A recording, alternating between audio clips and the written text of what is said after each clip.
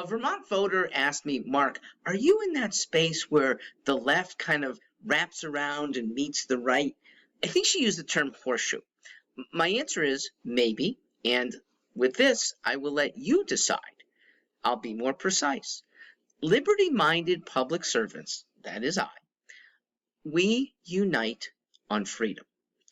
The federal government, in the hands of two large parties, is oppressive to everybody on the outs. They are coddling of those who are on the in. Progressives are often on the outs. They are neglected by most federal policies. And yet conservatives are repulsed by most federal policies too. We Jeffersonians believe in minimizing federal power. That way everyone is happier. I ask progressives, are you happy with the following federal policies? 1, supporting defense contractors. 2, paying huge sums to Midwest agribusinesses. 3, supporting big pharmaceutical companies. 4, tying the federal government to tech firms that spy on us. 5, supporting big banks that foist credit debt on unsuspecting youngsters. 6, supporting HMOs and big insurance companies. I ask those who signed on as Democrats in the 1990s, 1980s, 1970s, do you like the current federal policies about protecting women, civil rights, child labor, sex trafficking, 3 strikes policies that put kids into prison too quickly? If you dislike any of the above, guess what? You have very good company, because we, known as conservatives, when it comes to federal governance, we have in mind traditional progressives' values. We also have the strength to get things done. Bernie Sanders doesn't. In Vermont, sure, but nationally, he doesn't. He can't, not federally. But locally, Bernie and followers can. And we believe that local governance works best anyway. Southeastern Vermont can take care of its needs better than a remote bureaucracy. The Northeast Kingdom can do fine without federal interference. Northwest Vermont can run itself effectively without federal guidelines. Vermont's residents on the Green Mountain Spine, they've never felt reliant on federal policy. All Vermonters will be better off if 30% of our incomes were not shoveled to a federal monstrosity that gives us very little in return. That 30%, it's not just large, it's immoral.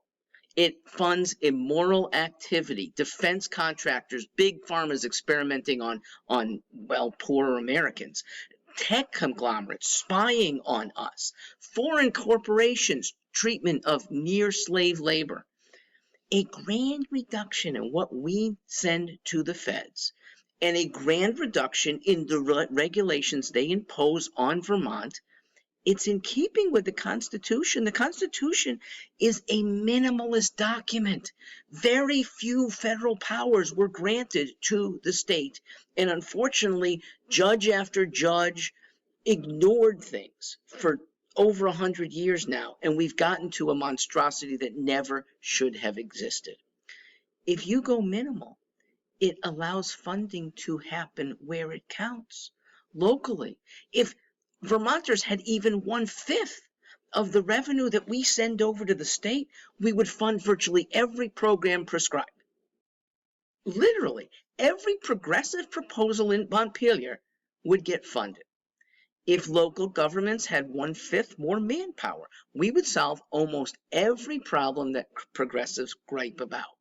And conservatives would be happy because individuals would be keeping more of their money. Conservatives believe that individual families and churches and organizations that are private do best with welfare money when it's with them. So what else unites strong progressives with strong conservatives? It's an antipathy to the powers that be. The big Republican and Democrat establishments, sometimes called the Uniparty, They don't want to see things far from their control. We do.